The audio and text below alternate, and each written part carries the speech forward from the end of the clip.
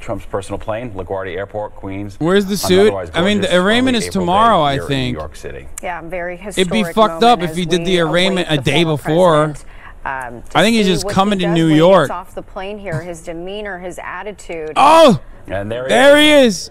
Our big beautiful boy. Trump getting off the plane. That crimer, he's a criminal. New York City at LaGuardia Airport. Of course, traveling from Mar-a-Lago to New York City as they were wheels down earlier here on Live Now from Fox. You watched the moment from the journey that began at Mar-a-Lago earlier on today, just after noon, as they now touch down as we approach the 4 o'clock hour on the East Coast. The former president arriving to begin an unprecedented chapter as he was the first former president to be indicted there for criminal charges. He will make this journey from LaGuardia Airport to Trump Tower, the some 10-mile journey there, as he will spend the night at his residence there before expecting to be in Manhattan for the arraignment and the booking early on Tuesday morning, in 24 hours or so from now. We're going to continue to follow this here on Live Now from Fox. I'm going to put up some other shots that we continue to follow as other people are stepping off the plane as well. Certainly a very big moment in time right now as we see this take place here in LaGuardia in New York City. We saw plenty of supporters on the ground in Palm Beach that were with flags, with signs, with different Trump-labeled signs, flags, shirts, and whatnot. Marjorie Taylor Greene is trying to play both sides of the Republican drama. Similar supporters, the followers of Trump after and is raid on Mar-a-Lago is currently leading a peaceful protest, as far as I understand, about this. Also there once again for this, as he has been indicted and will be arraigned on Tuesday. There's expecting to be in a rally with Republican Representative Marjorie Taylor Greene early on Tuesday morning. Certainly plenty of supporters likely to be in attendance for that as well. We want to put up another shot here on Live Now from Fox as we'll give you a look of where they are heading. As right now, this is the tarmac there at LaGuardia Airport. They will soon be heading to Trump Tower. As you can see, a live picture we have out of Trump Tower as well, downtown Manhattan, as this is the location. As you can see, plenty of traffic, expecting to close off some streets around Trump Tower, around the Manhattan DA's office. So that's a security concern that the officials in New York, the New York Police Commissioner, are continuing to watch as well. They also heard from the mayor there, Eric Adams, talking about making sure protests, potential protests and rallies and speeches were nonviolent. Also talking about protocols, that making sure people understood the rules, the laws of New York, and some zones where carrying a firearm, no matter the permit, is considered illegal, that being like a courthouse or a federal building. So they will soon head to This Trump is the most Tower, innocent man in America. I can't believe what they're doing. LaGuardia Airport. We want to give you another picture of what we see from a different angle here, just so you can kind of see what we're looking at as well from our various different angles. You can see there from kind of the concourse, you can see the front of the former president's plane, excuse me, as they will head to LaGuardia here. Head to Trump Tower momentarily here on Live Now from Fox. I'm Andy Mack. We're going to step aside for just a quick 2-minute break and then get right back into him as you'll see him travel that way.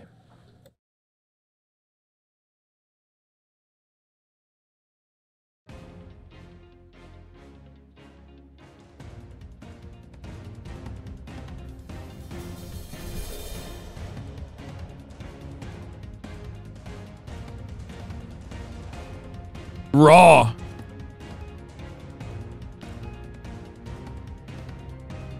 Anyway, other than the live shit, let's get into it. Let's get started on the news. Trump is preparing to surrender to New York authorities after indictment. We'll start with former President Donald Trump, expected to leave Palm Beach Airport for New York, where he's going to turn himself in tomorrow to face criminal charges.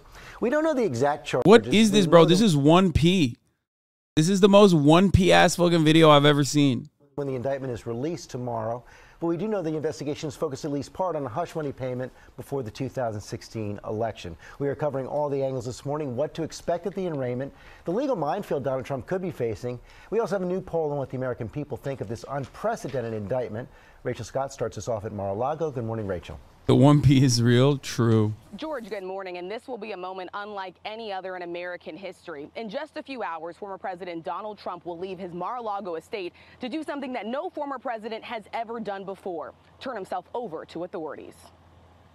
This morning, former President Donald Trump is preparing to leave his Mar-a-Lago estate and surrender to authorities in New York. His attorney already promising a fight. He's gearing up for a battle.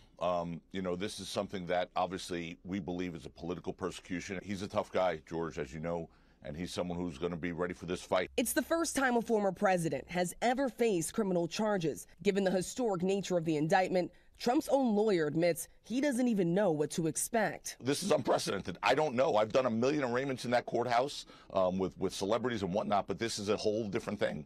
We have Secret Service involved. What I hope is that we get in and out as quickly as possible. The indictment remains under seal until Trump makes his first appearance in court tomorrow. But sources tell ABC the former president faces around 24 counts, including felonies, in connection to a hush money payment made to porn star Stormy Daniels before the 2016 election. The indictment has unified the Republican Party. 6 governors and 90 Republicans on Capitol Hill putting out statements in support of the former president. Overall, it's ridiculous. If this is politically motivated, this will be a shame on our criminal justice system. Even Trump's potential rivals rushing to his defense. They're trying to do all these legal gymnastics to try to act like it's a felony, when almost every other time he's trying to take the felonies and downgrade them to misdemeanors. This guy is doing politics. He has an agenda. That is not the rule of law. So cucked. So incredibly cucked. One Republican who is not, former Arkansas Governor Asa Hutchinson, who told our Jonathan Karl he plans to run and challenge Trump in 2024. Do you believe that now that he's been indicted, should he drop out? Well, I do, and for a couple reasons. Yeah, this guy's really going to save the Republican Party. Office is more important than any individual person. And so for the sake of the office of the presidency, I do think that's too much of a sideshow and distraction. As Trump prepares for that court appearance tomorrow, our latest ABC News Ipsos poll shows that 45% of Americans believe that Trump should be charged with a crime. 32%, including the majority of Republicans, say that he should not. After his arraignment, Trump is expected to travel right back here to Florida to deliver an evening address. Hi, everyone.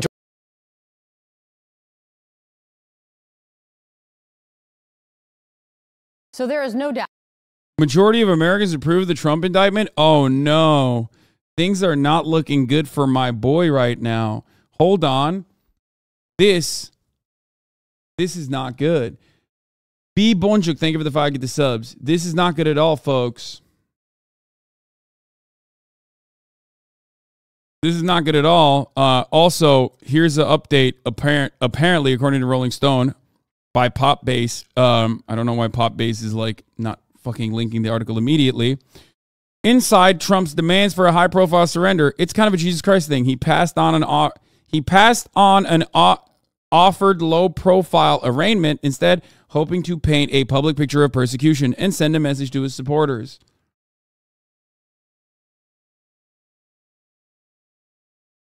Oh, come the fuck on. What do you mean? He did this already with the FBI raid on Mar-a-Lago. This is why I love him, because he is the content lord, okay? He is content Jesus. He will put himself on a cross for this shit. Obviously, because it doesn't have like super serious repercussions for him.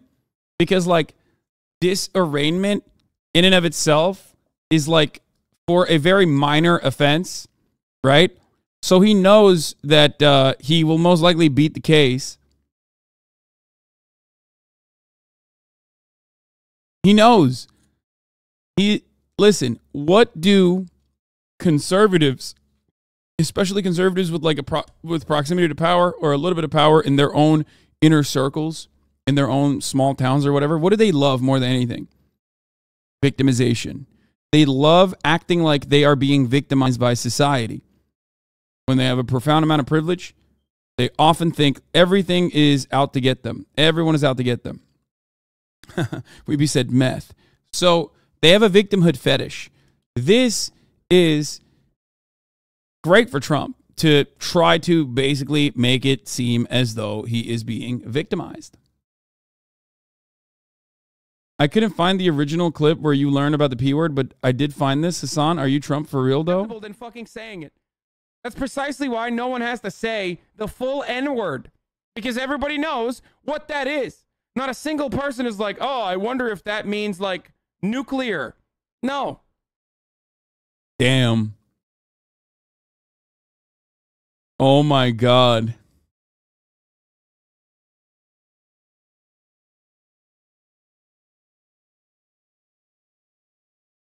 Oh my God. Bro.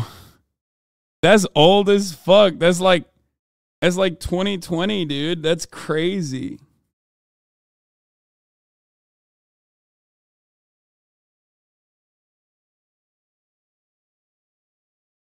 Put the hoodie on to hide. Yeah, I'm hiding my shame that I'm Trump's ghostwriter.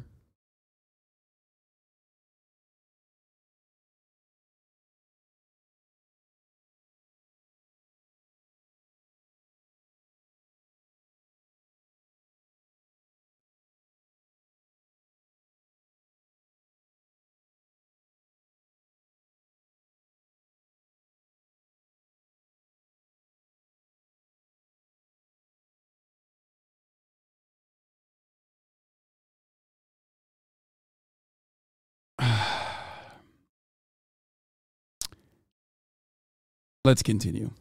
Now, the decision to indict has elicited a strong reaction across the political spectrum. New CNN polling shows many Americans believe politics played at least some role in the decision to indict Donald Trump. Take a look at this. 52% say politics played a major role, and you see 23% say a minor role. Some think no role, and there's also an element of people who still, they really are not sure. CNN's Jeff Zeleny joins us now for much more on this. Jeff, many people think that politics played some role in this indictment, but how many people that were polled actually approve of the indictment? Okay, this is so interesting. Of course, you cannot divorce politics from any of this because we are talking about titty the milk. former president here, who, of course, is a Uber current candidate Kaiser for the White House. Soze. When Thank you for the look tank at of the the subs. findings of our new poll. Take a look at this. 60% of Americans, some 6 in 10 of Americans, support the overall indictment here. That's crazy, dude. That's a wild fucking poll, man. That is an insane fucking number of Americans that are like, yeah, fucking lock them up. I'm just, wow. Wow.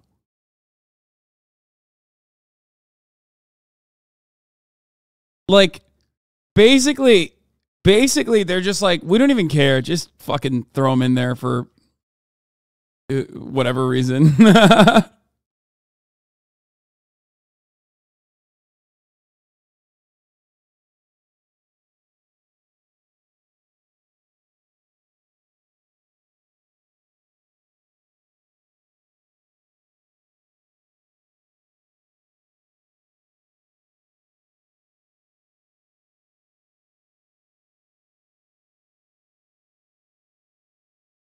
And 40% are against it. That's largely driven by sort of some common views from Republicans. Of course, they're opposed, Democrats support, but independents largely follow this rule. So that is so interesting that 60% support. And we should be clear, we do not know exactly what is in the indictment. This is just based on the broad confines of a familiar storyline of a hush money payment that we've been talking about for more than 6 years now. So 6 in 10 Americans support. I bet Hillary indictment numbers would also be comically high.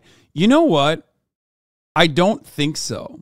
Unfortunately, I don't believe that. I wish it were, but I don't think it would be that high. I think a lot of you mistake our circle and like Republicans for how much they hate Hillary Clinton, but there are so many like rich suburban Republicans who are like, I don't know if Hillary Clinton should go to jail. You know what I mean? Like, and Hillary still has stands somehow. I don't know how. It's fucking weird and gross. But I mean, I'd be on board though. For the record, it would be so awesome. But yeah, like liberals fucking love Hillary Clinton. I think you guys kind of misread that a little bit. That, but there is so much more interesting findings in our poll this morning that really speaks to the dynamic of the politics going into this, Kate. And one thing we see is that maybe the only unsurprising thing in this is that it shows that the nation remains so divided, especially when it comes to Donald Trump. But what are you seeing in this poll in terms of the overall impact, the impact on the country, the impact on democracy? We should talk about the historic nature of this. Yes, this is really a run-of-the-mill indictment, but a former president has never been indicted and arraigned. So the next 48 hours are going to see something in the country we have never seen before.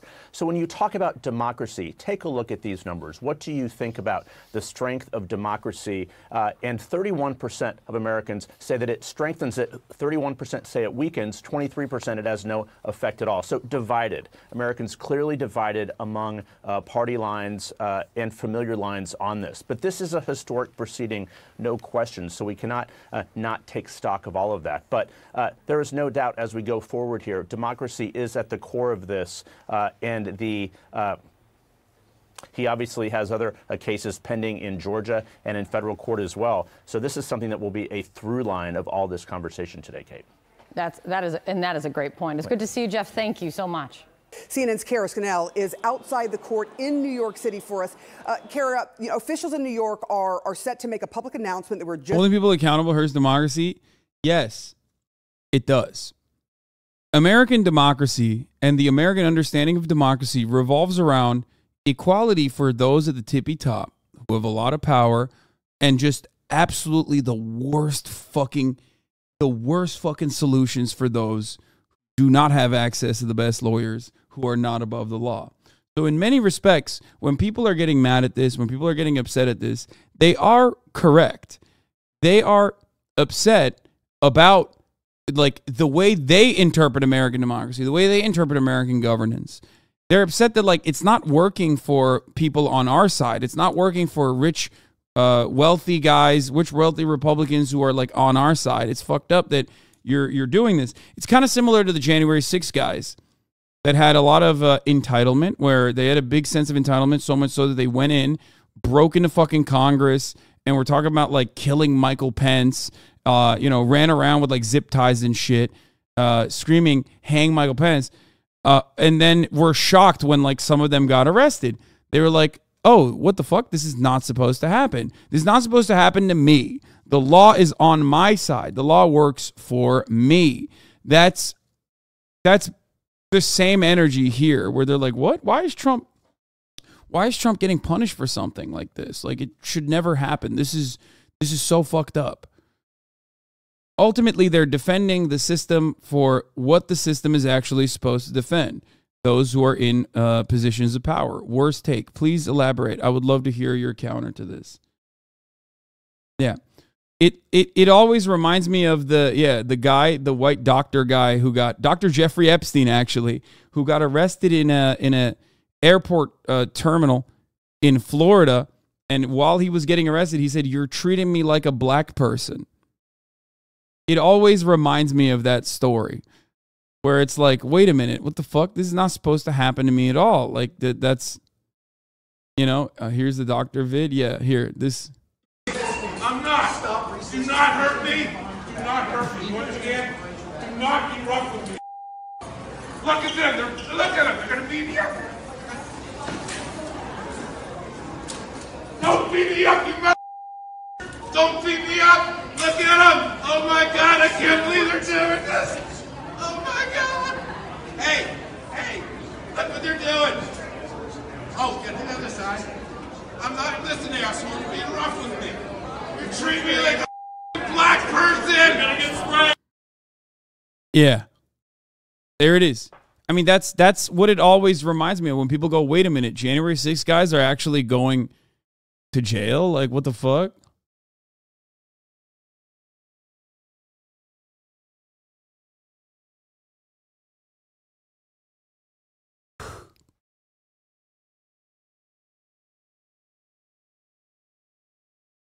Okay, but he's not wrong. Yeah, he's not wrong. He's not wrong. But understand that we all understand and agree with what is going on here happens to black people all the time, and it's unacceptable. The fact that he did not say the N-word and black person also low-key kind of subtly implies that maybe he's not as much as a racist person in that regard. I think, like, did we do an analysis of this after the fact? I think at the time everyone clowned on him, but he was like trying to say like he's a liberal. I think he was just like a lib, and he was making a point, like saying that that's actually unacceptable type shit.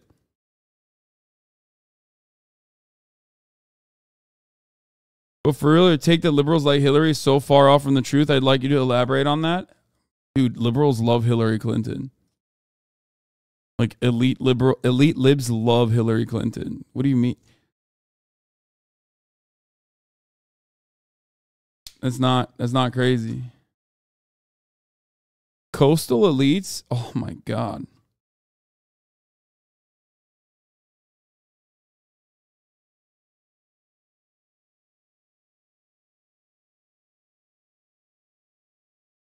I don't see socialists screaming on the ground in airports. What? He doing too much, I swear, these hogs. I don't see socialists screaming on the ground in airports. I mean, you know, that's a brutal arrest regardless of who it is. But remember, like I said, when people are criticizing the Justice Department for this, they're doing it because, like, this is not supposed to happen. Like, they're shocked by it happening. And it's understandable if you think that the system is designed to protect you and those who have your best interest in mind, if you think that they do, like Donald Trump, which doesn't actually have the best interest of many Americans in mind, but they think so it doesn't matter. Ultimately, the reason why they're doing it is because, guys, I'm not going to do the top of the hour ad breaks anymore. I think it's so annoying. Like here, yeah, there's an ad break now. I got it. Like once it comes 5 minutes prior to the top of the hour, everyone is literally every single time I'm talking, the entire chat is like, "Oh, there's a segue. There's a segue. There's a segue. You won." I'm not going to do it. The most annoying motherfuckers won. I'm just not going to do it. I'm going to run it. 3-minute ad break now. Okay, no more segues, no more fun, no more gamifying it. I'm just going to run the top of the hour ad break. There you go. You can't have nice things any longer. I'm just so fucking annoyed by it. It's like more annoying in the chat than me, like, you know, doing a fun quick little segue. It just gets so annoying because, like, I can't communicate with anyone in the chat because everyone thinks every little thing I'm saying is like an actual debate or something. Like, it's fun when chat tries to get me to. It's fun when chat tries to get me duped and get me to read one of their fucking takes, and it's like a segue. It's fun when I give you a funny segue that you weren't expecting. What's not fun is that when people are just like constantly spamming like, "Oh, it's coming, it's coming, it's coming, it's coming, it's coming." You're metagaming. You're literally metagaming, and it's fucking annoying. Stop metagaming. You're ruining the fun. Bro, why are you so upset? Come on, bro. Because you're metagaming. It's annoying. You look at the clock and you see that the clock is like 10 minutes prior to the top of the hour, and you start spamming. You want to be the guy who wins the game, but nobody likes a metagamer.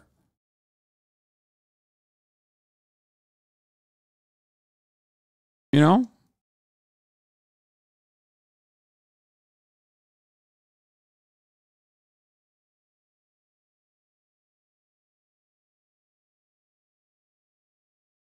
It's like being the adult man in the haunted house, bragging that he's not scared and predicting when things will jump out. Hate that. Yeah, just have fun.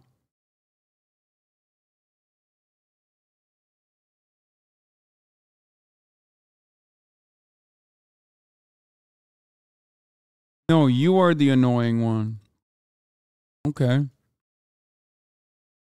I don't know what to say to that. I'm sorry. I'm like,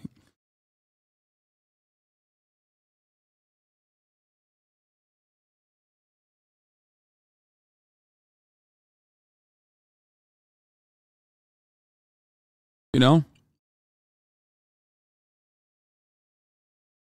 The rules are simple. Either we get debated or we debate you. These guys are sitting on the sidelines acting like they can play. Exactly.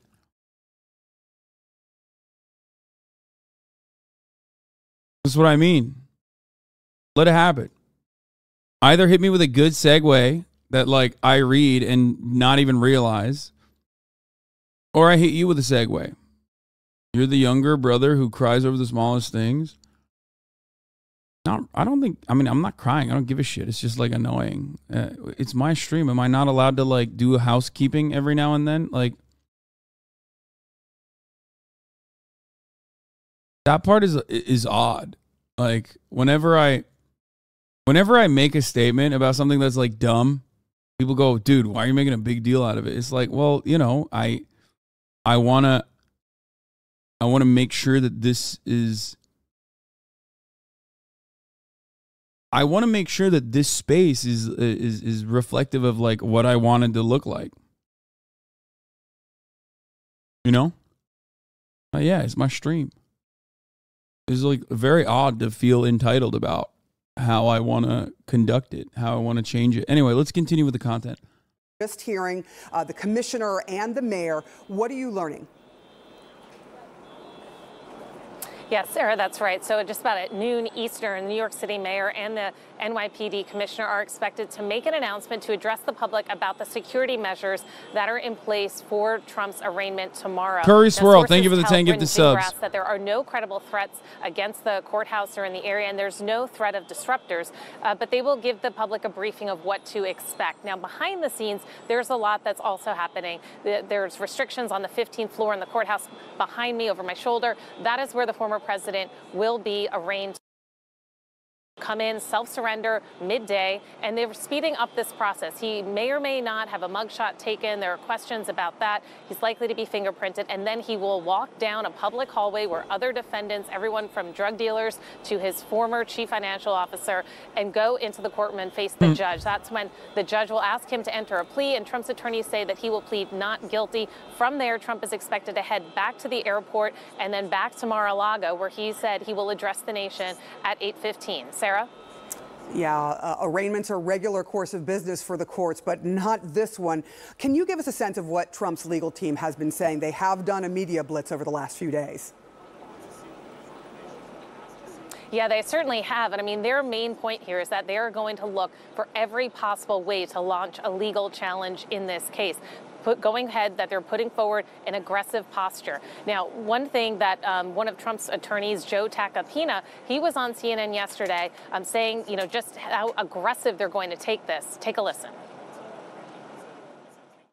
We will take the indictment. We will dissect it. The team will look at every potential issue that we will be able to challenge, and we will challenge. And of course, I very much anticipate a motion to dismiss coming because there's no law that fits this.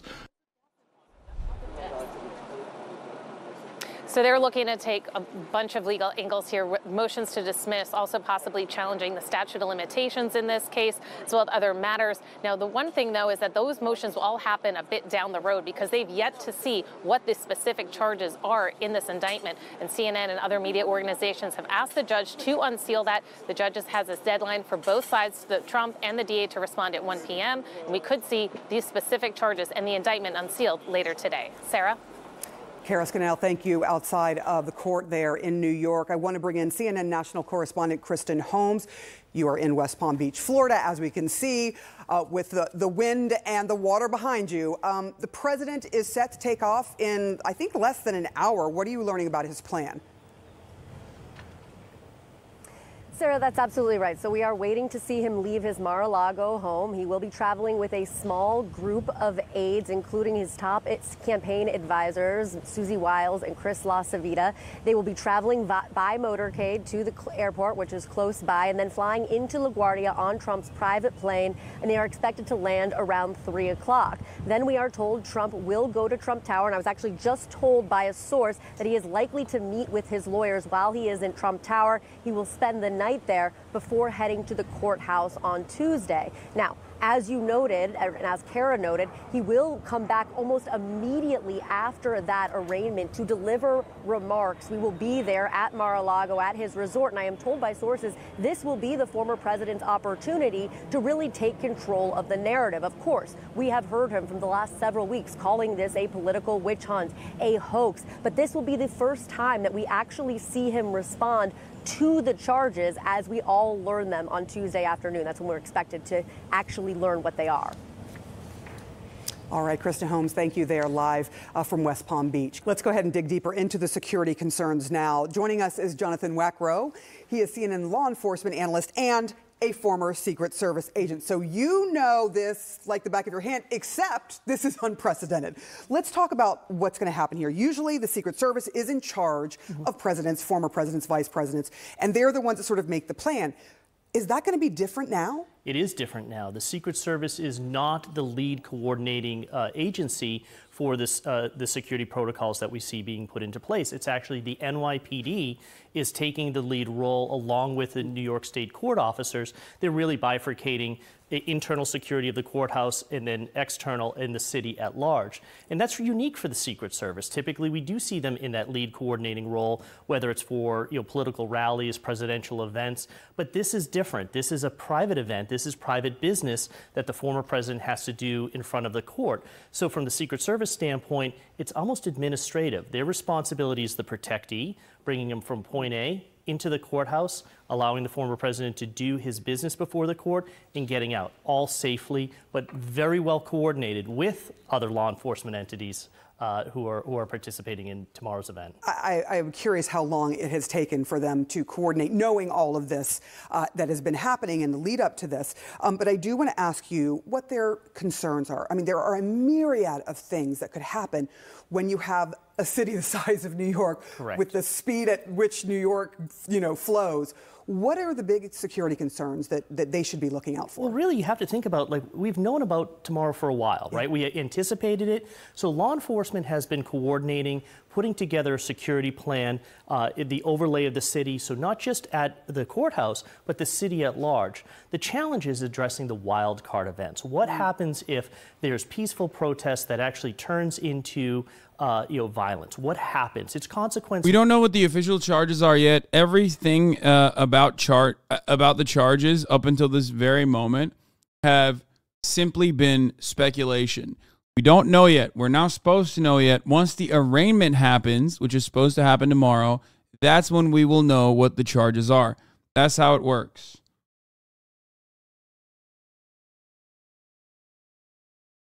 Management. But the NYPD does this better than any other law enforcement entity in the world.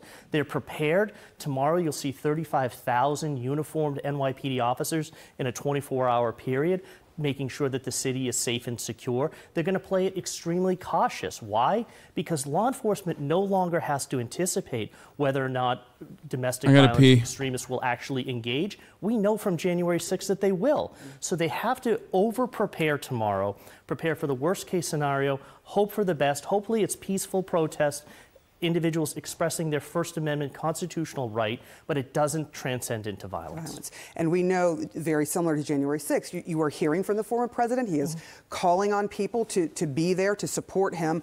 I do want to ask you about this sort of, mandate that every agency has.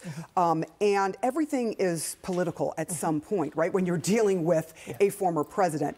And certainly he's made it so, posting on social media. So when it comes to Donald Trump, and when it comes to the Secret Service handling this particular unprecedented historic case, how do they do it without getting sucked into the politics? Well, listen, there's no other law enforcement entity in the world that's drawn into politics more than the Secret Service, right? By the nature of their job. They're at the White House. They're with political leaders.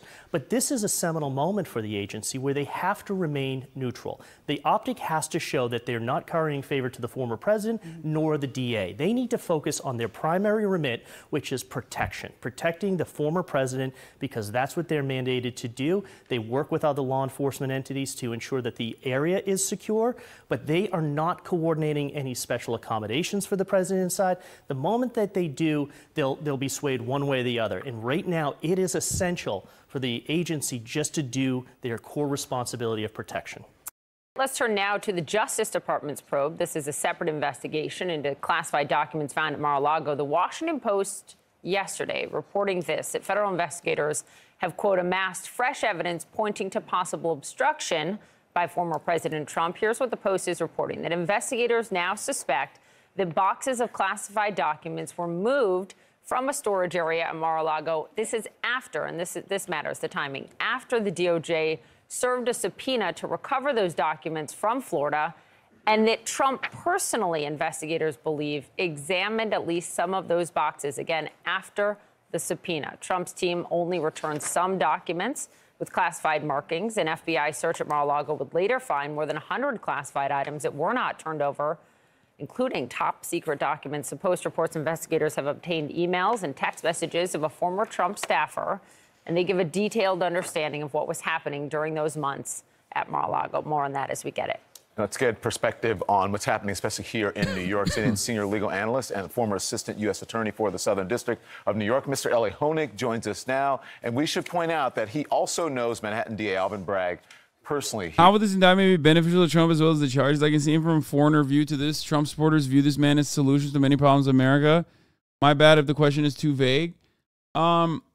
It to his supporters, he looks like configuration is going to bring him like a down victim. to the courthouse. He's going to enter not the courthouse entrance, but he's going to go into the district attorney's office where he'll be taken into custody by a DA's investigator. He's at the towers. This won't be an arrest by the NYPD. It'll be a civilian investigator employed by the district attorney's office who has worked on this case. He'll be fingerprinted. I think we're not likely to see. He wants to play martyr more than a victim? No. And then he's not going to be martyred. Martyrdom implies that he's dead. Elevators to the courtroom. Martyrdom implies sacrifice. The reason why we're saying he's playing the role of a victim here is because there's not really much sacrifice. So much so that he's personally demanded that he actually get brought in. At least according to the Rolling Stones investigation on it, which they do have some inside sources. I don't know how the fuck. I mean, I assume they just like leak this stuff, right? There's no way. But yeah, a law enforcement official tells Rolling Stone that the former president was offered a chance to surrender quietly and be arraigned over Zoom. Instead, Trump opted for a midday, high-profile booking at the Manhattan courthouse, the official says. He wanted a perp walk. He wanted daylight hours, says the law enforcement official who was involved in aspects of the security planning. He wants to get out of the vehicle and walk up the stairs. This is a nightmare for Secret Service, but they can only strongly suggest, not order, that Trump enter through the secure tunnels.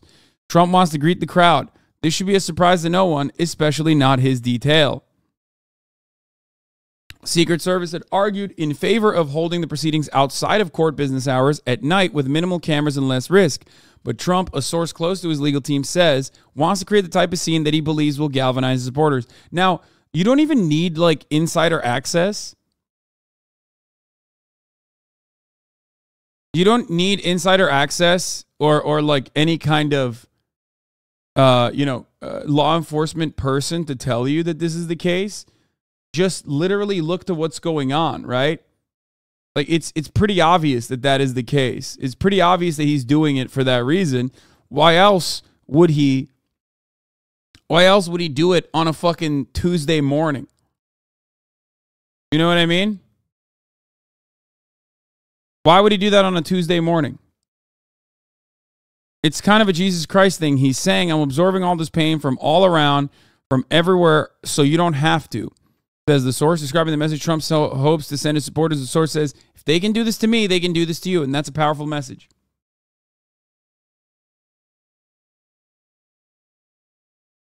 He has content brain. And I think he totally gets how this looks. He totally gets how this is perceived. You know?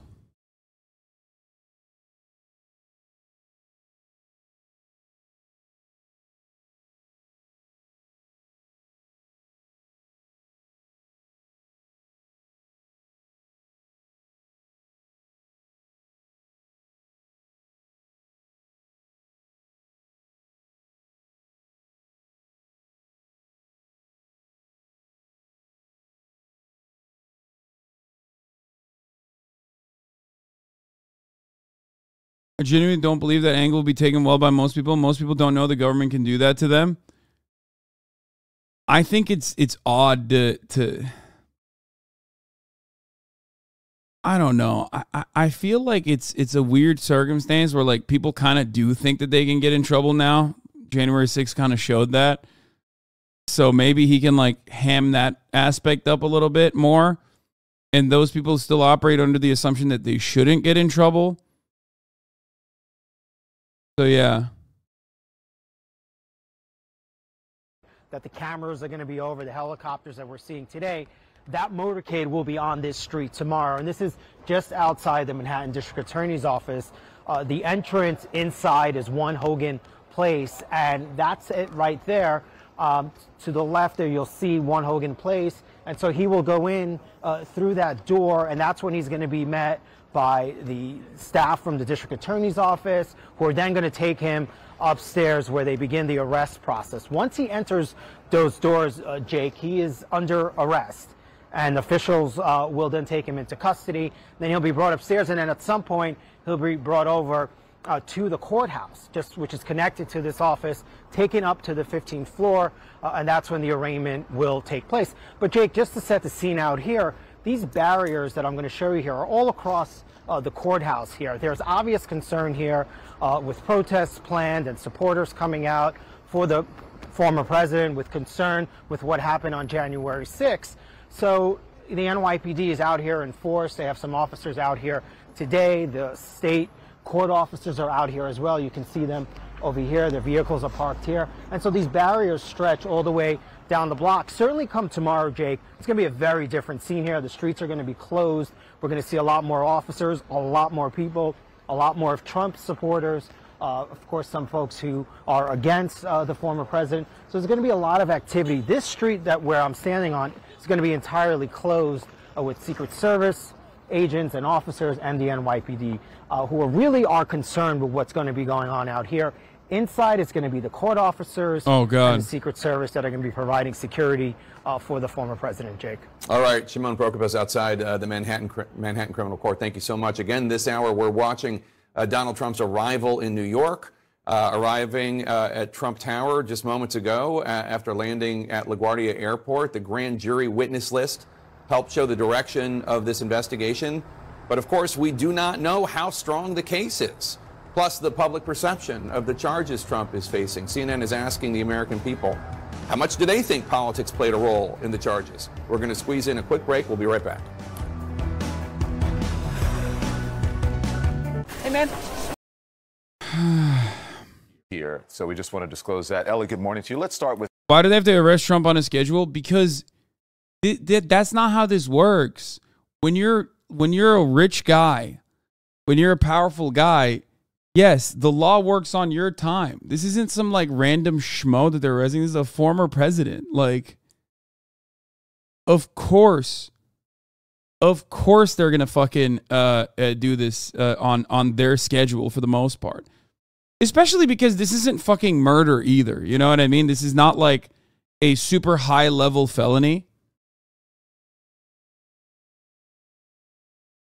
So it would be kind of ridiculous if they like fucking arrested him aggressively and like shackled him. Anyway.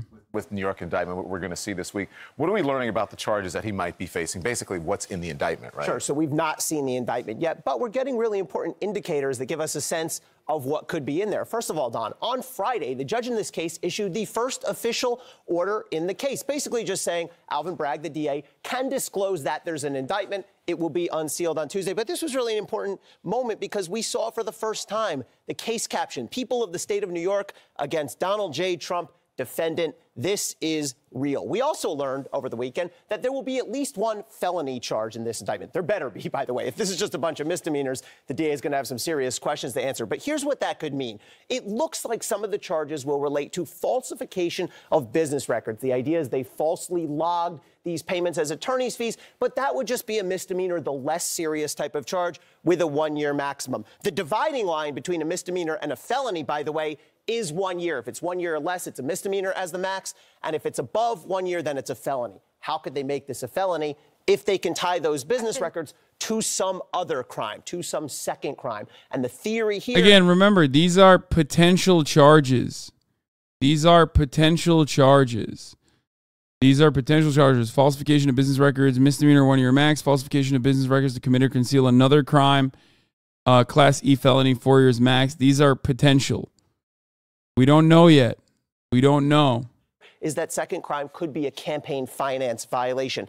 If prosecutors charge and prove that, it's a Class E felony, the lowest level of felony in New York State, which has a maximum of 4 years. And finally, Don, we know from our reporting from John Miller and others here that the indictment is expected to have 34 counts. That's a lot, but each individual entry in the business records could be its own count. You've heard a lot of the Trump folks out this weekend, the attorneys saying that they're going to fight this, they're going to seek to dismiss this. What kind of legal tactics will they use to do that? They're not playing this one very close to the vest. They spent a lot of the weekend talking to Dana Bash and others about their strategy. They are going to argue that legally, we're in state court here, New York State Court. You cannot charge a violation of a federal election law. This is a presidential election under state law. And if they do that, by the way, they could knock out this because that other crime is the federal election violation, leaving them with only misdemeanors. So that's going to be a really important argument.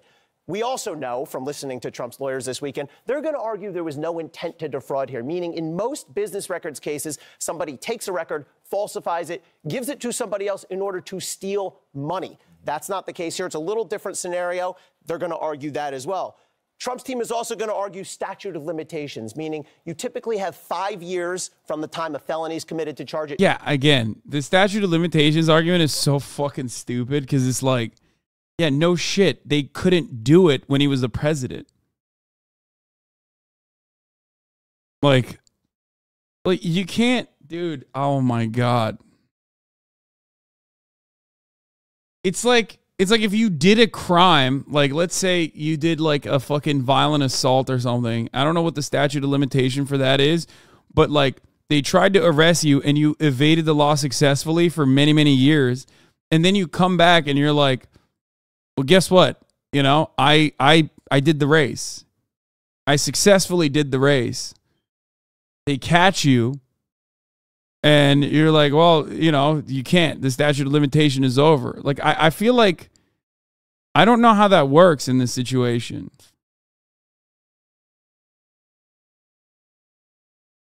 You know what I mean?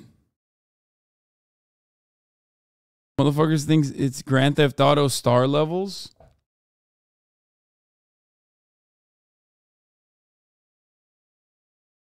Golden State serial killer was convicted like 40 years after.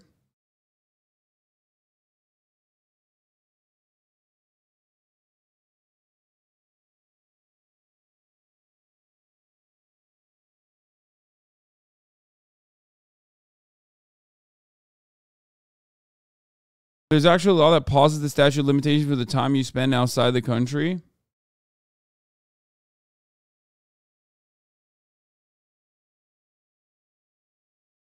During a period in which the suspect can't be arrested or arraigned for whatever reason. Like, because this is like a low-level misdemeanor at best, or considered, again, a low-level felony at worst, I understand why there's a statute of limitation, but part of the reason why they could not continue the statute of limitation, or part of the reason why they could not continue with this prosecution at the time, was because he was president.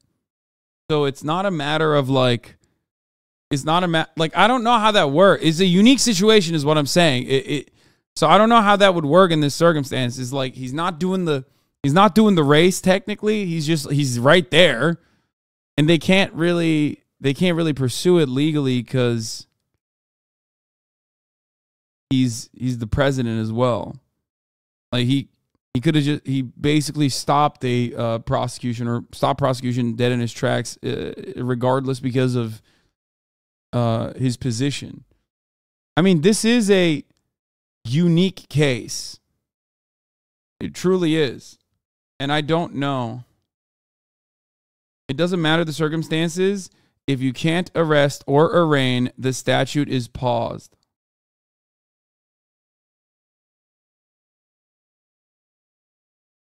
2 years for a misdemeanor. Now, we're beyond both of those time periods. However, they are going to be rescued here because prosecutors are going to be rescued because there's a New York law that says you can pause that time period when someone's living continuously out of state. Trump has lived in the White House and Mar-a-Lago. And then finally, I am certain that Trump's team, and they've more than signaled this, is going to argue selective prosecution. They're going to say he's been singled out for political purposes. That's a really difficult argument to succeed And they're on. using their John Edwards argument, right? Yes. In this case, right? Yes. What about the judge? Because Trump has talked about the judge. What about the judge in this case? What Yes. do we know? So the judge here, Juan Merchan, by the way, let me just point out, this is called New York Supreme Court. A little bit confusing. That's what they call the trial level court here in New York. The judge is a former prosecutor. He was with the DA's office, same office that's prosecuting this case, and the AG's office. Let me say, nothing unusual or inappropriate about that. Many judges are former prosecutors. He's been on the bench since 2006. Best known before this because he presided over the case against Alan Weisselberg, who pled guilty, and the trial of the Trump Organization. Trump's lawyers, by the way, may object to this because the way this judge got put on this case is prosecutors said it's related to these cases, so he should get it, as opposed to just going into the wheel for random assignment. Watch for Trump's lawyers to challenge that and say, this should not be related to that. We should get a randomly assigned judge. And finally, Don, the judge has to make his first really big decision, probably today, about whether he'll allow cameras in the courtroom for tomorrow's proceeding. We at CNN are part of a group of media outlets that have asked the judge, let us see it. Open up the courtroom. It's a public proceeding. Let the cameras in. He'll have to decide that soon. Do you think that'll happen? You know, he has a history of not allowing cameras in, but given the level of public interest here, I don't see how he says no. I think look, if I can opinionate for a second, he should let cameras in because the public interest in this is through the roof. Really? All right. Ellie Honig, thank you very much. I appreciate that. Hello, I'm Dana Bash in Washington, where the State of our Union is bracing ourselves for a seismic event. As the first ever former U.S. president to face criminal charges prepares to appear in court. Prosecutors, police, the Secret Service, and Trump's team are working out details for his arraignment before a judge in a Manhattan criminal court on Tuesday, where Donald Trump will face a more than 30-count indictment related to business fraud. That indictment is still under seal. There's such content demons. I mean, we are too. Let's be real. I mean, why are you excited, right? Aren't we all excited for the same thing?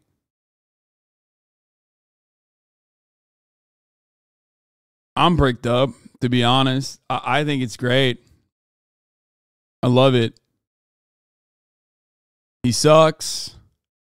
He's done a lot that's like shitty. And you know, one of the many shitty things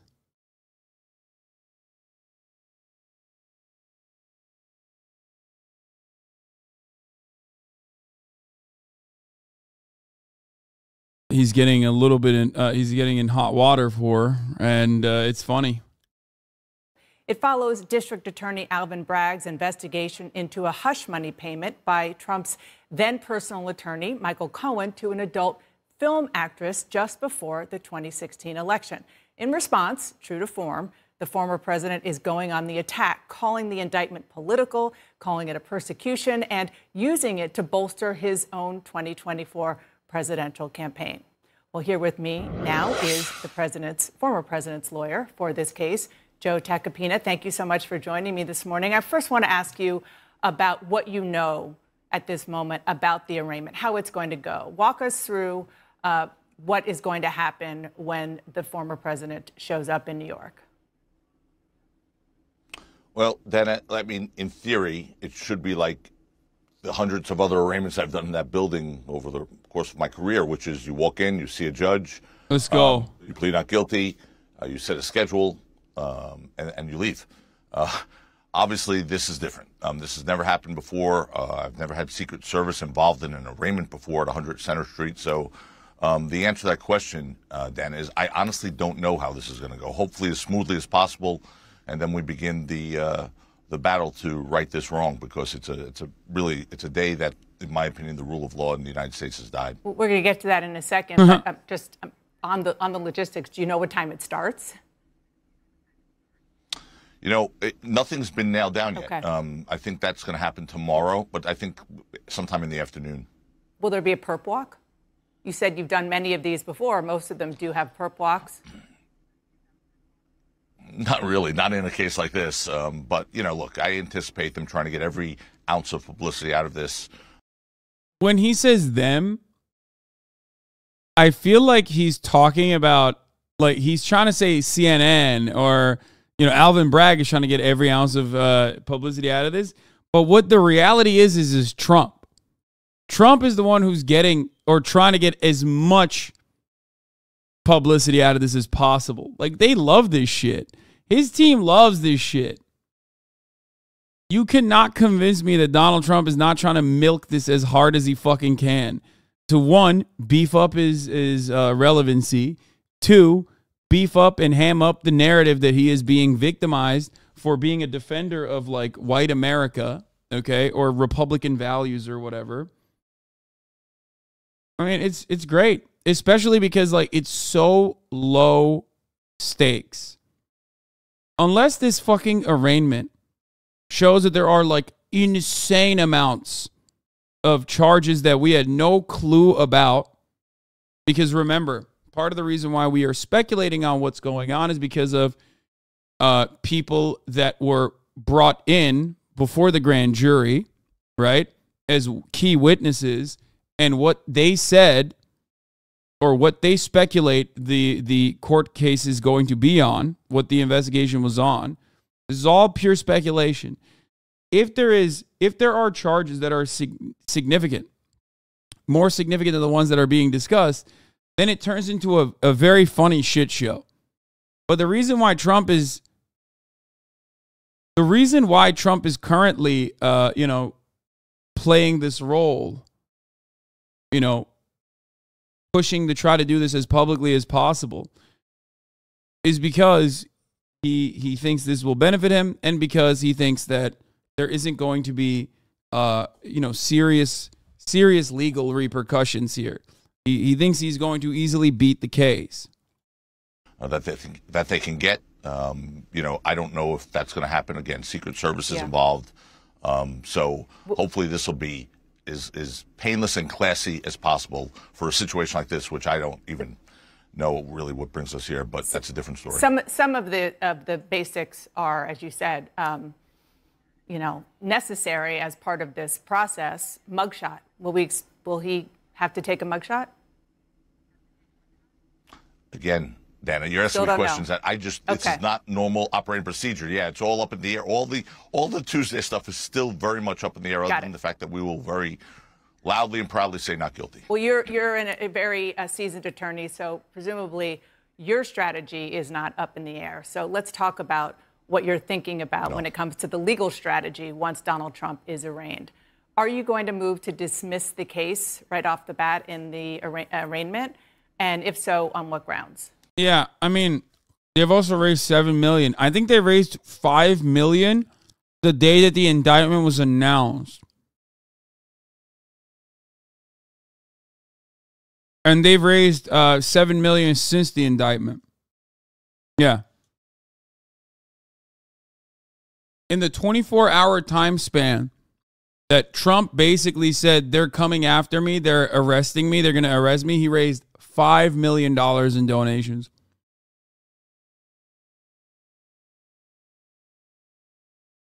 He's a farmer, man. He knows how to farm his fucking idiots.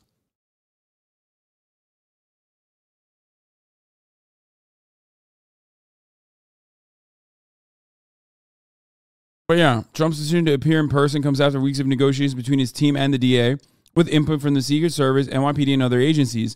A Secret Service spokesman confirmed it had been meeting with the NYPD and state court officers the last couple of weeks regarding safety and security concerns for the courthouse, areas around the courthouse, and the appearance of the former president.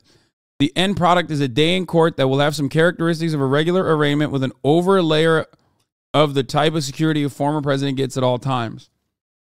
I think the worst thing that could possibly happen in this regard is if, like, someone tries to Hinckley Trump and then he eats it, survives it, and then he's a legend. You know what I mean?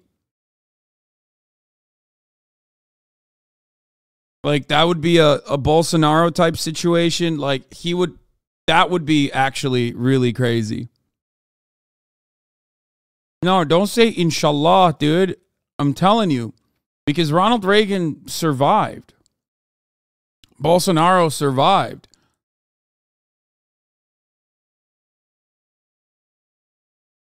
If he got fucking popped at randomly in the crowd as he's like walking in, as he's perp walking, and he survived it, he would be, he truly would have been victimized at that point. You know?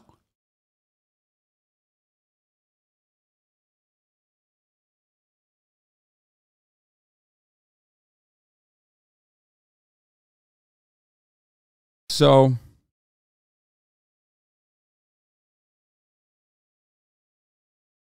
just remember that. Trump's arraignment is scheduled for 2:30, but the law enforcement officials said Trump is now expected to arrive at the courthouse around 11:30 a.m. God damn it, dude. 11:30 a.m. is so early for me. This is fucked up. I'm trying to see that shit happen. It's early as fuck, dude. 11:30 EST, that's early. 2:30 was perfect.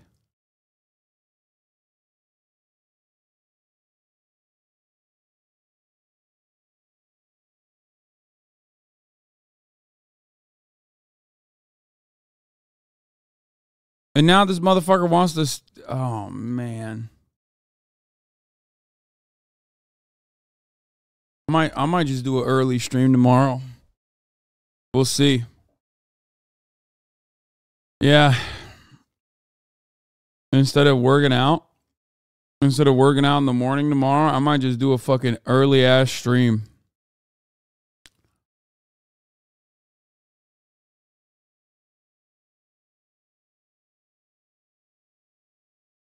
Yeah. In before early stream, but then Trump is 3 hours late. Yeah, we'll see. We'll see what happens.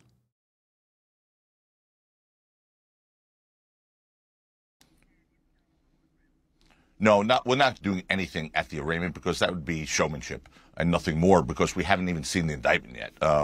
You know, we will take the indictment. We will dissect it. The team will look at every potential issue that we will be able to challenge, and we will challenge. And, of course, I very much anticipate a motion to dismiss coming because there's no law that fits this.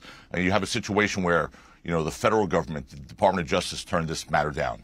The FEC, which governs federal election laws, said there's no violation here. Yet somehow a state prosecutor has taken a misdemeanor and cobbled together to make it a felony by alleging a violation of federal campaign violations, and the FEC said it doesn't exist. Right.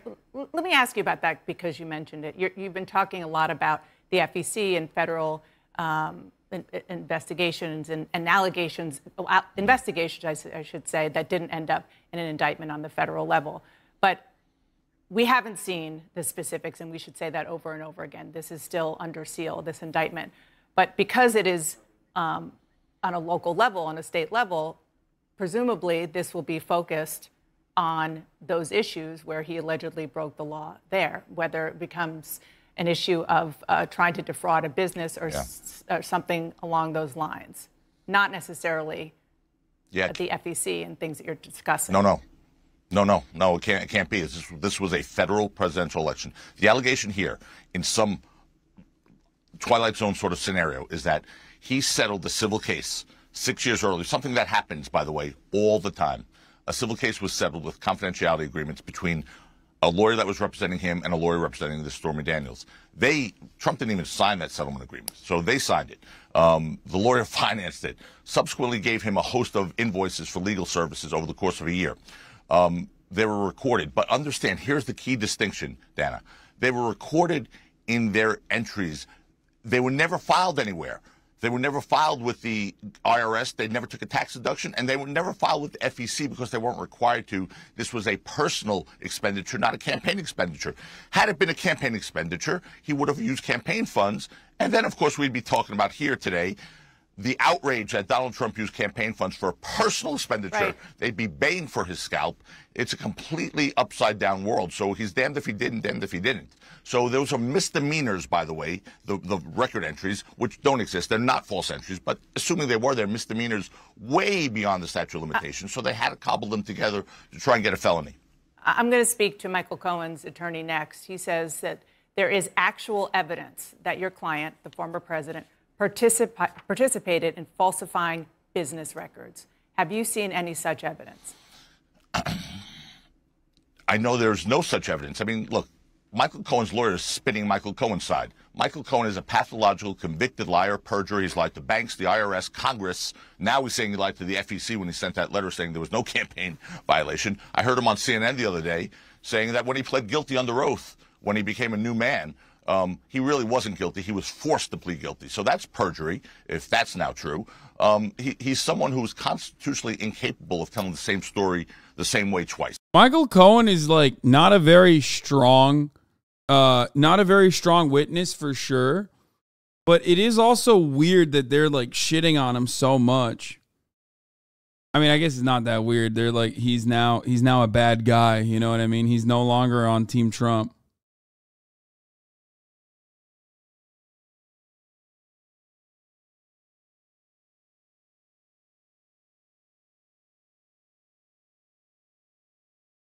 So I'm not really worried about what Michael Cohen is saying on this. The records and the facts will speak for themselves. Okay, I want to ask about the judge that we believe is going to preside over the arraignment. The former president, your client, was lashing out against him. His name is Juan Merchan. And the former president said that the judge hates him and was handpicked by the DA for this case for that reason. Are you going to ask for a different judge? We are going to take the indictment, evaluate all our legal options, and pursue everyone most vigorously. This is a case of political persecution. Had he not been running for office right now, for the office of the presidency, which, by the way, the polls have shown since this has been announced, his numbers have gone up significantly. Had he not been running for presidency, he would not have been indicted. Well, but Had let's he been talk John about Smith, the judge. there's Let's no talk about the scenario judge. where he'd been indicted. My question is about the Sure. judge. Will you What about ask? the judge? Will you ask for a What's the different question? judge? Well, I just said we have to get the indictment, and then we'll evaluate every single legal maneuver. I have no issue with this judge whatsoever. Well, your client does. He says has that a very he's good reputation. Well, my client has a right to have an issue with everything. He's been politically persecuted. Make no mistake about that, Dana. Whether you sit on the right or the left, or you're a supporter or detractor of Donald Trump, this should really bother you. This should really shake the core of what we. Why? Like they say this all the time, where it's like, even if you hate Donald Trump, it should bother you because what? Like if you violate the fucking law, like you might actually be prosecuted. That's what it is. That's the argument. Because like, yeah, that's kind of the case for everyone who violates the law. Like I don't really, like they keep fucking hamming on this narrative. Like, oh man, if you violate the law, you're going to get prosecuted. Guys, everybody watch out. And it's like, yeah, no shit, dude. No fucking shit. Yes. Of course, that's literally the case. That's the case for everybody. That's the case for normal people. When they violate the law, they get fucking prosecuted. Like, what do you mean this can happen to you? It already does happen. It happens every fucking day. Sometimes it happens in an unjustifiable manner, and people have no legal recourse. They don't get to make the time and the date on their arraignment. They don't get to choose to do a perp walk, even though they are given the opportunity to do a Zoom call instead. They don't have fucking cameras waiting at their, beck and call. They don't have that shit. So if you're a Norman, don't worry. If you get in trouble with the law, especially, like, you're kind of fucked. You don't have any of the opportunities that Trump has to basically, dictate the terms of his own arraignment. However, having said that, there are still plenty of fucking people who think like, oh man, well, they're going after Trump because he loves me. He defends me, which is, of course, not real. Let's be fucking real. That's not the case. And but that won't stop people from believing that regardless. And then number two, and perhaps a little bit sillier, is that they would actually get in trouble if they were to violate the law. I believe our justice system should be about. It should not be weaponized to go after political opponents. So you don't what's believe happening this here. judge So is he's lashing biased? out because he's the victim.